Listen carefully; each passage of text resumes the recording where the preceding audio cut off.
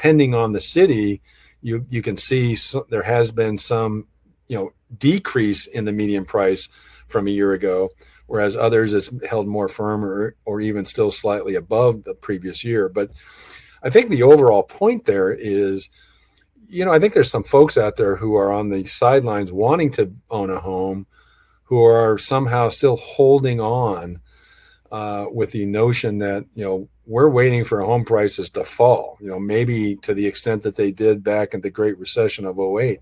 The conditions are simply not there to suggest that that's going to happen. As I just commented on, the labor market's doing just fine.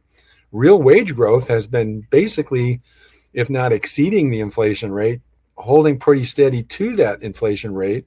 So folks are not, drastically losing purchasing power, although some of the headlines would, suggest otherwise.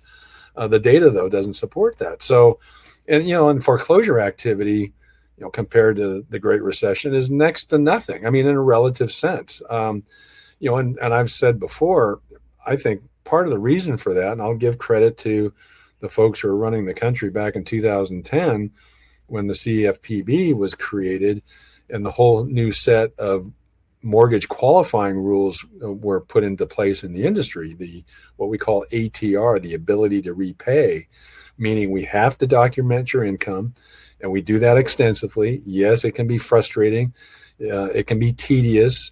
But I think the byproduct of going through that process, rather than the simple, easy sign an application. I'm not going to tell you where I work. I'm not going to tell you how much I make. Just give me the loan because I've got a good down payment, a decent credit score. That didn't work. And so that's why all those foreclosures occurred at the time. Now, all the folks who've gotten mortgages since '08, they were put through the process. Yes, it's a tedious one, although we here at Mortgage Works try to make it less tedious for you. What it did is it established that the folks who got those loans were able to afford them. So unless they ran into a sort of a event in their life that disrupted their income for some reason, most folks are doing just fine. The loans that they initially got, they were able to afford it, and they still can.